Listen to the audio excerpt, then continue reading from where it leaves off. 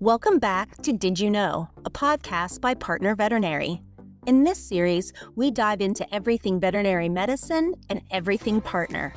In each episode, we tackle some of the most common questions we hear, from HR to emergencies and everything in between. If it happens at Partner, we'll talk about it. In part one of our conversation, we explored what happens after a pet is diagnosed with cancer. From the first oncology appointment to understanding treatment options and what chemotherapy and radiation really look like. In part two, we turn our attention to life beyond the diagnosis.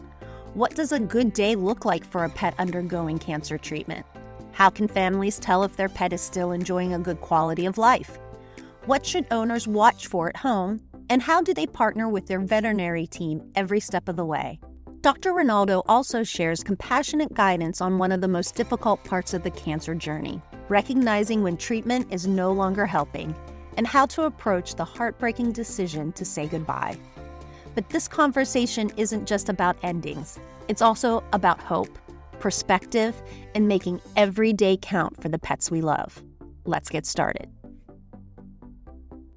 How do you assess quality of life in a patient who can't tell you how they're feeling? Probably one of the most difficult things ever being a veterinarian is that our patients can't talk to us and tell us how they're feeling. I think a lot of it is based on an owner's interpretation of what they're seeing at home. I would say in terms of quality of life through treatment, I think I've heard a lot of different variants of this, but I've really adapted to myself. One is a focus on three things: appetite, activity level, and pain.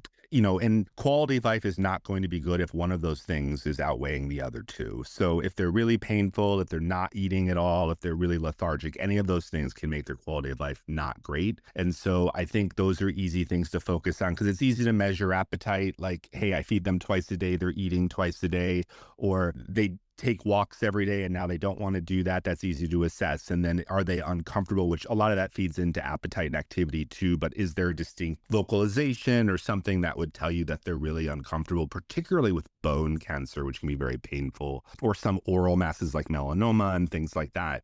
So I think that's one way of looking at it. I think the other thing a lot of people use is, especially when you're talking about quality of life during treatment, or even if you're talking about quality of life trending towards end of life decision making, is pick 5 things your pet likes to do. And when they stop doing the majority of those 5 things, that's probably a major problem. And so is that going to the park every day? Is that swimming? Is that interacting with the family? Is that eating? Labradors love to eat. When a Labrador isn't eating, that's a major problem. Beagles like to eat. If they're not eating, that's a major problem. I think cats in particular are really tough because I think they hide their signs really well. And I think a sick cat is often a really sick cat. The biggest thing I think in cats that helps us is weight. I think like measurable weight. I think if there's an owner going, hey, my cat looks thinner, that's a concern. I would say that carries. And I think that exists in dogs too, but probably it's more important in cats because sometimes that's what you see before you see the loss of appetite completely or before you see some of the other stuff.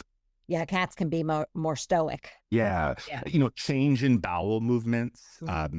So it doesn't even have to be diarrhea, but is it like softer? Is there blood in the stool, stuff, or a dark tar-like stool? That matters. If there's a tumor somewhere on the body, is it open or ulcerated or bleeding? That can be a source of pain and infection, stuff like that. So I think some of the stuff is very like obvious, like a tumor is easy for an owner to look at and say, okay, this is what it's doing and this is how it looks and things like that. I think some of the other stuff, especially the internal stuff, is harder to interpret. I think it really just comes down to what's their appetite activity level? Are they uncomfortable? Is something getting worse? Are they more distended? Have they lost a ton of weight? Are they muscle wasted? I think those things all feed into it. I think one of the most difficult things, quality of life wise, for veterinarians, even for myself, are the patients that are eating but losing weight. Because owners will look at a patient who's eating and go, oh, they're doing okay. But when they're just losing weight chronically, like it's a version of slow starvation and it matters. And I try to be upfront about it when I start to see it. There's a part of me sometimes it's like, why wait till they're really, really sick and you're in an emergent situation to make a decision? Like sometimes that decision can be made sooner than that overall, or you can intervene sooner if you're starting to see change. There are things for a lot of the signs we look for. There is probably some supportive medication that can be done. We have appetite stimulants, we have anti-nauseas, we have antidiarrheals, we have pain management.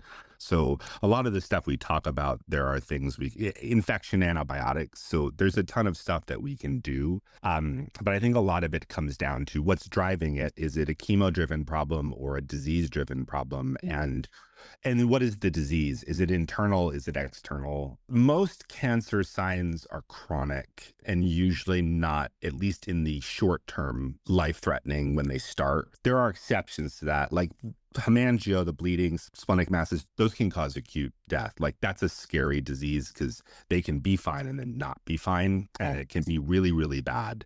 And so there are some cancers that are life-threatening, but I think all cancer is life-threatening at the end of the day, but some are more like, can this cause acute loss of life? Yes, it can, versus a lot of them probably not. It's more of a chronic, we're making decisions for them rather than like watching them have this acute event. I do think it tends to be slower than we think.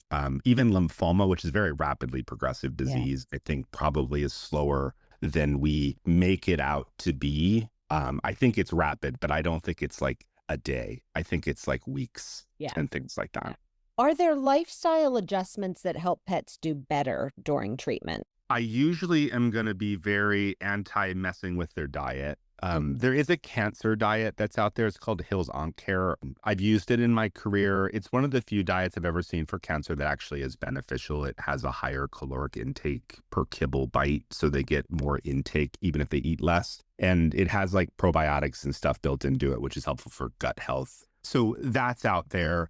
Does every patient with cancer need to be on that diet? No. I was not holistically trained, or I was not alternatively trained. I've had owners and other veterinarians who have added holistic level medications into a protocol. I am never against that, as long as there's nothing in there that would theoretically be toxic to a pet, grapes, garlic, onions, stuff like that. So we try to avoid those kind of things, but it's rare that I ever see those kind of things.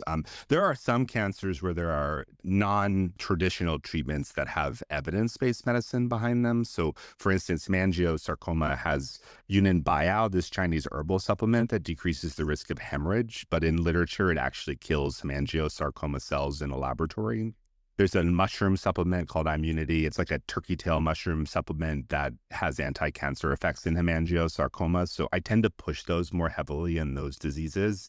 But if a patient is on something like that through treatment, it doesn't interfere with what we are doing traditionally. And I think sometimes it keeps them feeling well overall. So those things matter. The only things I avoid are like raw diets and the risk of infection, like salmonella. What owner wants salmonella on top of cancer? And then grain-free diets are a big thing that started a few years ago. And they're not all grain-free diets are bad, but some of these designer diets lead to heart disease. And once again, who wants heart disease on top of a secondary problem? And so there are certain diets to avoid, and the internet doesn't help with that, because they'll say, do this, do that. That's not always true, but I would say a well-balanced commercial diet is probably the safest thing to do. Supplements are usually fine. It's rare that we ever run into a problem with those, and they can be added into the things we are doing. The only other lifestyle thing that we sometimes get asked, which has to do with their health generally, is vaccinations, and everybody differs on them. Overall, I am more of a, yes, they're fine. There's evidence in lymphoma patients that are going through chemo, which is probably one of the more intense protocols, that they're, the cells that create antibodies after being vaccinated are functionally normal, and they produce the antibodies you need them to produce. Legally, I would always say rabies should still be a requirement. Who wants to deal with that? The other stuff is more debatable, especially if they're older in age. Does a 15-year-old dog need to get vaccinated for distemper or parvovirus, which are usually young dogs, especially if they've been vaccinated their entire life? Probably not. But there are ways you can run vaccine titers. There are exceptions depending on what's going on. There's a whole vaccine or injection associated cancer in cats. So it's called that. It used to be called vaccine-associated sarcomas, but they're called injection site sarcomas now because any injection can cause them. But Mhm. like some cats, once they have one, we're not going to be vaccinating them again Yeah. because clearly it created a problem over time, particularly if it was a vaccine that drove it overall. Hmm. It's not always, Hmm. but so there are exceptions to rules, but I usually just limit how many vaccines they get at a time. And I try not to do it around the time they get chemo. And you're giving chemo every 3 weeks. So do it like week 2 and then do like 1 or 2 at a time, wait a couple of weeks, do another 1 or 2 at a time. If they're due, don't do them. Don't do like 5 at a time and risk a vaccine reaction. Okay. What role does the owner play in monitoring their pet at home, and what should they be watching for? I would say any level of concern, I would rather know if there's a problem, even if it seems silly. I'd rather, so if an owner is looking at their pet and there's a level of concern and they're debating whether they should pick up a phone and call, I'd rather have them call than not call. I think sooner intervention often prevents bigger problems down the road, particularly if it's chemo driven. The sooner we intervene, the less likely it'll create a major issue. I think this comes from both a quality of life and a financial aspect. Hospitalizing your pet is going to be more expensive and will affect their quality of life negatively. And so if we can avoid that, that's always better. There's a lot of stuff we can manage at home. So the sooner we intervene, I think the less likely you have to hospitalize or run into an issue like that. The ones that bother me the most, or at least the things I would consider true emergencies, is anything that's respiratory bothers me. So heavier breathing or difficulty breathing, extension of head and neck, blue or muddy mucous membranes or gums. Those things are going to be emergencies. The only real chemo-driven emergency I see is chemosepsis. So if they're infected and they have a fever and they're unwell, like 7 days post-treatment, the sooner you get them on antibiotics and hospitalize them, the better off you'll be. And so I always think in those cases, don't wait. Like if there's concern, intervene sooner because that can be life threatening. That's the same in people as it is in animals, but it's the sooner intervention is always better when there's infection. Sometimes we know a patient's already at risk and have them on antibiotics already. And while that probably resolves a lot of the risk, there's still patients on antibiotics that still get infections, which is wild, but it happens. Sometimes it's just something that antibiotic isn't covering, which is rare, but it happens. So I think that's an emergency. And I think anything respiratory would be considered an emergency. But really outside of that, a lot of it is just based on like, if the tumor is there, what is it doing? And is that bothering the patient? And then, or are we seeing these GI elements of chemo in this 3 to 5 day timeline? Are we seeing any kind of symptoms outside of that? What was the disease doing up front? Like, what were the signs up front? Because that can be helpful down the road too. Like, okay, if it was causing vomiting and then the vomiting comes back down the road, you have to ask the question, why is it back? Is it related to this or not? And you have to intervene and look. Okay. How do you have the conversation with the family when treatment is no longer working or the cancer has progressed? I think this is an excellent question that people don't talk about it enough. I think that a lot of it comes down to failure of treatment. So if an owner decides to treat and treatment is no longer working, I think it comes down to, are there other options, which sometimes there are and sometimes there are not. I'm pretty upfront myself about whether I think treatment is more for an owner or more for a pet. I think most of the treatments are probably more for a pet than an owner, but there does come a switch at some point in time where it's like, am I really doing this for myself or am I doing this for my pet?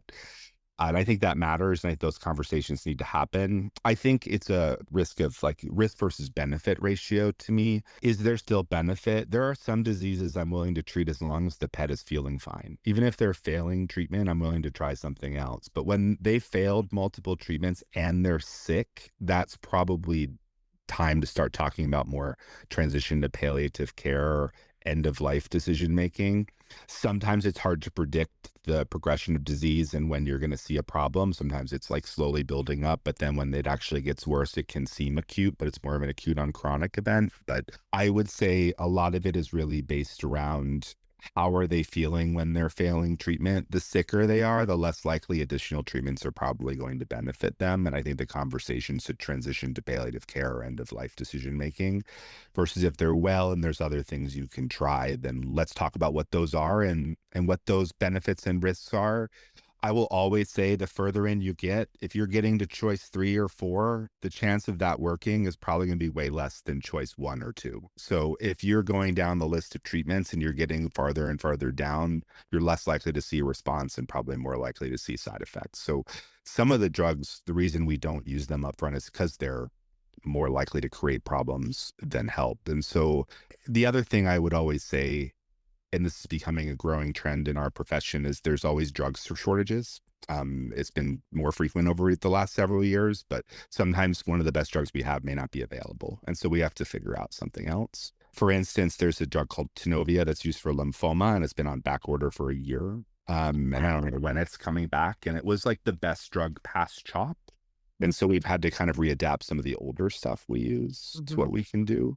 I don't know when it's coming back, if it's coming back. So we've had to kind of change based on that. But before that, it would be like my first choice in a lot of patients. So sometimes the choices we make are based on what we have available, but also how I think a lot of it is really about how the patient is feeling, if they're feeling, and how bad is it. I would also say that treating metastatic cancer in the lungs is really hard. That disease has moved itself there through a lot of mechanisms trying to prevent it from going there. And when it's there, it's pretty resistant to therapy. And so you never know with treatment. Sometimes you get responses, but the chance of responses when that happens are probably going to be incredibly low. It's not going to be something where it's like over 50% or better. It's going to be something pretty low. And so is it worth doing that? A lot of owners say no. Some do treat or want to try something. But once again, I think it factors into how they're feeling. Well, and I imagine when you're an owner, you need somebody like yourself to step in and really put things into perspective and give both sides, because it is hard as an owner to say, okay, I'm done. I think honesty goes a long way. Being upfront with how things are is better than trying to sugarcoat things. I'm more of an upfront kind of person. I think there are people out there who sugarcoat things. I think it's about setting expectations up front for what you're looking for. And then when things don't go the way we want them to go, resetting expectations for what we have left and what can happen. I think that's really important. It's really rare in my career when I've set expectations along the way that when I get to a point where I don't think there's anything left, where an owner is surprised by that. I've tried to be as open and honest about everything along the way. I think that really goes a long way. Yeah. What does the transition to palliative care look like? It comes down to what's affecting them at the time. My general term I use is treat the treatable. So if there's discomfort, treat for pain. If there's GI upset, treat for that, whether that's anti-nausea, anti-diarrheal, appetite stimulants. Prednisone or steroids are a particularly highly used palliative option for patients, particularly patients with lymphoma, but for a lot of other cancers too. On the flip side of that, non-steroidal anti-inflammatories, drugs like Rimadyl or Deramax or things like that are used for pain. I think the choice between steroids and non-steroidals is based on whether they're eating or not and how they're feeling. If they're eating and NSAIDs or non-steroidals make sense, do that. If they're not eating, pred is probably going to make their appetite better. Use that instead. I think pred is a really potent anti-inflammatory. The only real weakness with pred is it doesn't do a lot for pain, versus non-steroidals do both. I think it really comes down to what can you use to treat a disease. Prednisone is probably going to be on that list. I think a lot of GI supportive meds are probably going to be on that list. I think the big thing to emphasize is these are temporary Band-Aids to a much larger problem. And so they'll help, but probably not for a long, durable amount of time. And so when they stop helping, the chance of finding something else that you can add in that's going to make a difference is probably going to be pretty low. And so sometimes that may drive what we do past that in terms of end-of-life decision-making. That basically leads me into my next question is, how do you counsel families around the decision of euthanasia and how to know when it's time? I think it has to do with, like I said before, setting expectations. The end of treatment doesn't necessarily mean the end of life. Sometimes they're still feeling well and they may still have some time. I had mentioned earlier, sometimes the disease is slower than you think. People think it's like, oh, I'm going to stop treatment. It's going to affect them within a week. And sometimes it's like a month or 2 or 3 down the road before you really have to make that decision. I try to counsel people through, okay, we're discontinuing therapy. Let's focus on a few things to watch for at home to kind of emphasize quality of life and what we think. A patient with a large bleeding mass is probably not going to do as well as a patient who doesn't have that. A patient in a lot of pain is probably not going to do as well as a patient who doesn't have any pain. Not all cancers are painful in a direct kind of way, like a broken bone or things like that. They can all cause discomfort. And when did the meds stop working? I think when the medications aren't helping them anymore, that is probably the time where it's worth making that decision. And I always say that decision is probably, I'd rather do it sooner than wait too long and have someone go, I felt like I waited too long to make this decision. I never feel like you're going to do it too soon. Yes. I think it really comes down to not wanting it to be this long, drawn out process. A day too early is better than a day too late. Yeah. Yeah. Yeah. I'd rather have an owner have control of the situation than have no control of the situation. Yeah. Just I don't know a lot of people want to end up in emergency making a difficult decision when that's like the only decision they can really make. Right. Versus I think we do have the luxury in veterinary medicine of humane euthanasia. I do think it is incredibly humane. I think that it tends to be a generally painless process for such a difficult thing for people to go through, but I think it makes a big difference overall. And you don't have to watch a loved one in the family suffer. I think that's a huge problem in human medicine. We are probably not as advanced as humans in terms of hospice care, but there are hospice veterinarians out there, and it is a growing field, and I think that's a great thing. At the end of the day, I think a lot of it just comes down to, I think it's on us as vets to guide people to that decision and when to make it. And I think that we are probably going to lean more towards what you said, doing it a day earlier than doing it a day later. What do you wish more pet owners knew before a cancer diagnosis? I think a lot of the stuff on the internet, while it can be helpful, is damaging at times. I think there's a lot of not correct things out there, particularly in terms of diet. That's probably the biggest thing we get all the time. And the other thing I would say is I don't expect people to know the disease. I don't expect people to know about chemotherapy. That's not an expectation I expect owners to have. I expect veterinarians to understand the disease, at least, maybe not chemo, but the disease itself. But I think trying to have some kind of at least some awareness of what it is, and at least a general idea of treatment options. And I think there's stuff out there that is pretty accurate overall. And having that before meeting with an oncologist is nice. But even if you don't have all of that and you're like, have no idea what you're walking into, I think that's important. One of the things I will say, and I think this comes from a place of, I guess I could say bluntness or just straightforwardness, is most of the diseases we treat are terminal. There are diseases that are curable. There are some that are very manageable and can have long-term survival, but there's a lot of cancer we treat that is terminal. Lymphoma, osteo, like the big four, a lot of them are terminal. And so I think it really comes down to their quality. That's why quality of life matters so much through everything. But I think having an understanding that sometimes the disease our pets have is not fixable. It can be manageable, but it's not fixable. I think that goes a long way. Being an owner, knowing that ahead of time helps you set your expectations. Yes. Yeah. Yes. I never want anyone to, and I never want anybody to get fixated on numbers, because you can read 100 papers and they'll tell you lymphoma should live this long, and it's a bell-shaped curve. You can treat and get way less than that. You can treat and get way more than that, or you can fit right in the middle and get the average that's published. There are so many variations. I mean, I have treated a ton of lymphoma in my career. I've had patients, like I had a dog a few years ago that I treated just like any other lymphoma dog, straightforward, and she didn't relapse for over 5 years, which is like less than 5% of the patients we treat. Yeah. I would never have guessed that treating that dog. I have other dogs where you treat, you're lucky if you get 3 months. So, and I get the average is a year. It's very all over the place. Nothing is set in stone. And I think I would always advise any owner, don't get fixated on the numbers. They're not perfect. We can give you a general idea of what it looks like, but at the end of the day, your pet is going to do whatever they want to do. I think it's worth focusing on response to treatment. Are they responding to treatment or not responding to treatment? Yeah. Take it day by day. Yeah, and week by week and month by month and Yeah. see how it goes. And I do think there are some cases out there where it's like, hey, if we remove this, you're done. That's it. You don't need to do anything else, and it's curable, and that's great. And there are cases like that out there too, which is great. But I also say this as an oncologist because I probably see all the bad stuff. Yeah. Compared to like general practitioners, primary care veterinarians, they'll get some of the really good stuff out there, and sometimes we do too. But we see a lot of the stuff that's bad.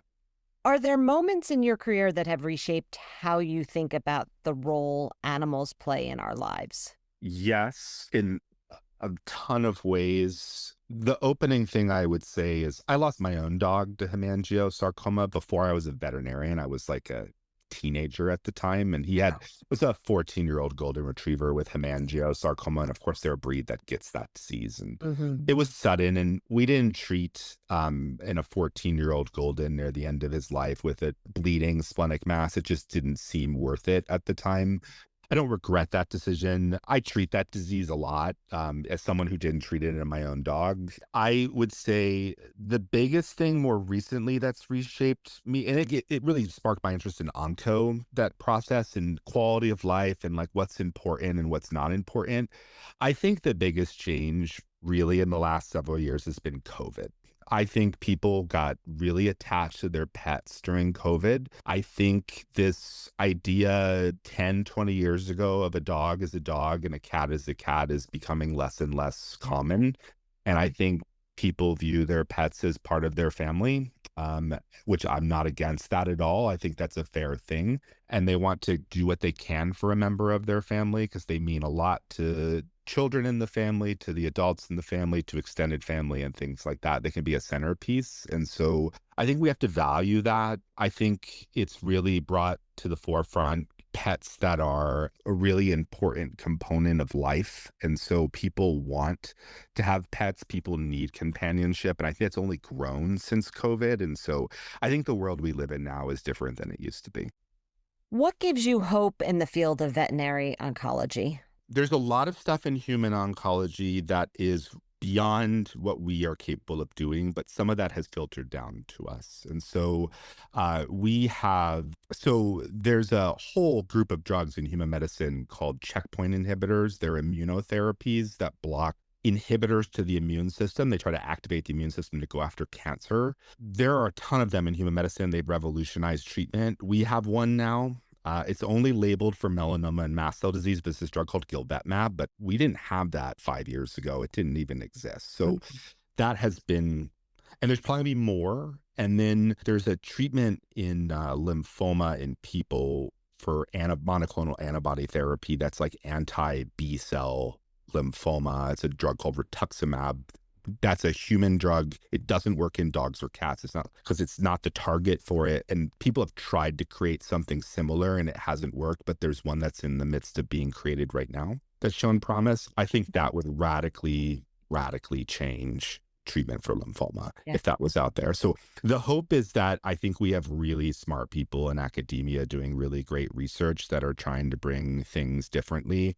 It's hard to read literature on some cancers over the last 20 years and recognize nothing has changed. It's the same treatment now as it was then. I think the other big change that's coming, and I don't think it's coming now, but it's coming down the road, I think a lot of the traditional chemo agents we use are going to fall to the wayside because they're not being used as commonly in human medicine. Oh, I think pharmaceutical companies are going to start going, well, if we're not producing them and it's not making us a lot of money, we're going to stop producing them. And I think we need alternatives. And I think the hope is that those alternatives are coming and then we're going to start using those drugs far more. So I'm excited for immunotherapy stuff. I think that's where we're going overall. And if we can add it in with traditional therapy, I think it'll make a big difference. If someone's pet was just diagnosed today, what are the first 3 things that you would tell them to do? Don't panic, because sometimes it is something that's a fixable problem or a treatable one. I would say don't panic, don't overthink things. See an oncologist if that's something that interests you. Get all the information you have and then make the best educated decision you can have overall. I think the goal is to gather as much information as possible to make the best decision possible. And understand it's not the same to treat a pet than a person. The drugs are similar, but the side effects are much less. The goal is quality of life over cure, and I get there's a trade-off there, but I think most people are going to be a fan of quality of life. That's really what matters. Where do you point families for reliable information and community support? This isn't always available. Some clinics and some places have social workers. That's always a great place if there's any kind of emotional need or things like that. And I think those people do a great job, but that's not always universally present out in veterinary medicine. There are a lot of online resources. I think PubMed is a great resource. I'm pretty good if an owner gets information from me and wants more information. I'm usually pretty good about tagging in references to papers we talked about or evidence-based medicine so they can at least read through stuff. I don't expect every client to understand every word in literature, but at least to have it, you can read an abstract and kind of get an idea like, we did this treatment for this much time and this is how they did. Or we did this treatment and this is what we're watching for. And so those things matter. I think there's some other stuff out there, like the Merck Veterinary Manual online, like you can Google that. There's a lot of pretty easy, fairly well-written information in that, really basic stuff. But I think sticking to most of the veterinary specific stuff is probably the best thing to do. I don't like anything that's testimonial. I would raise a big grain of salt on truth there. Well, I gave this and it worked. Great. It may not work in every patient we use it in. I think there's a lot of Facebook groups for support, particularly that's grown a lot over the years. I think there's a lot of pet support groups, depending on even cancer specific support groups that have happened, breed support groups, stuff like that. And so I think that helps. I know that's not the most accurate thing in the world because a lot of it's just based on individual experience. But sometimes knowing you're not the only person or your pet's not the only one going through something, I think helps a lot. You're part of a larger community. It's really common disease. So there's a very good chance that whatever you're dealing with your pet, someone else has probably dealt with it already. The other thing I've used is previous clients of mine. I had a dog probably about 6 years ago who had to have a major surgery for a tumor on his nose. It's called a nosectomy. It's a huge surgery. They remove their external nose. They leave this kind of cavity that exposes the sinuses underneath. It's a pretty radical surgery and it's like really scary as a surgeon or an oncologist describing it to an owner because it's altering, like appearance altering. Yeah. And I had owners who were hesitant up front. The problem with it is more appearance based. The problem with the disease is if you don't remove it, it's very hard to control. And so it's a disease called nasoplanum squamous cell carcinoma. So the only thing that really works for them is surgery. But a lot of owners don't want to do surgery because of the disfigurement or the interpretation of disfigurement that it can cause. Those owners did that surgery. Their dog did great. I think pictures of dogs like that go a long way, but they were also a resource to any other owner I ever had who was having the same thing. I think it's great that I have owners that are willing to pick up a phone to talk to other owners about a situation they've already made decisions in. Like, I was where you were. I understand how you're feeling. This is how my experience went. If that makes this decision easier for you, great. If it also means, hey, I appreciate that, but I'm not going to make the decision for my pet, I think that helps. I think that's an underutilized resource as well. Would you be willing to just talk a little bit about pet insurance? Yes. I don't know everything out there. I do think they are great. I think insuring your pet at a young, I would say most of the pet insurances I've come across, the ones I'm aware of, there's like nationwide, I think there's Trupanion is one. Embrace is one. There's like a handful of them out there. And I get premiums are probably going to go up over time for a whole host of reasons and stuff like that. But if you have a pet insured at a young age, a lot of these tend to cover treatment for cancer and take a major burden financially off of owners. I've seen them cover entire chemo protocols. I've seen them cover radiation therapy, which can be expensive. So I had an owner who had, I believe, Trupanion for their pet, and the dog had a form of bladder cancer.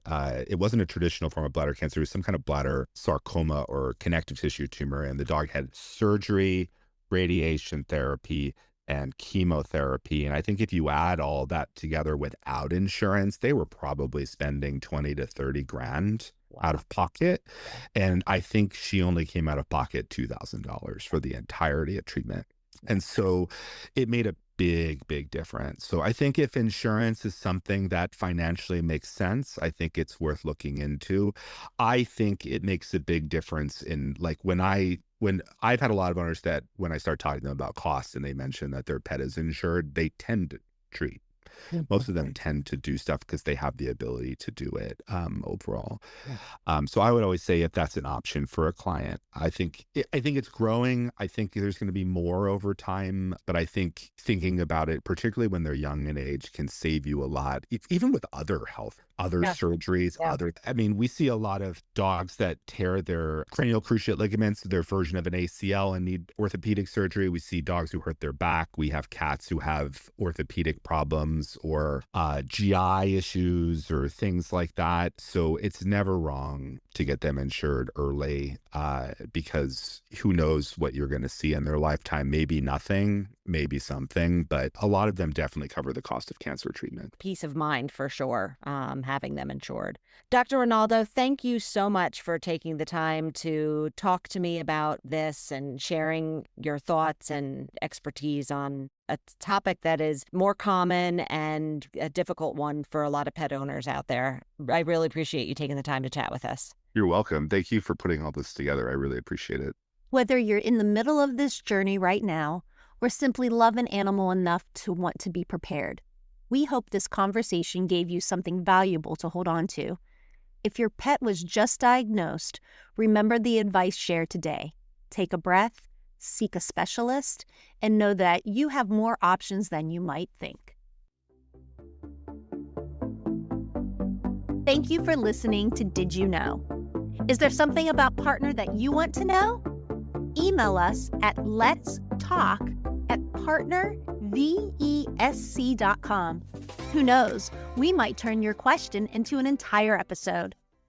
You can now find us wherever you listen to all of your other favorite podcasts. Subscribe now.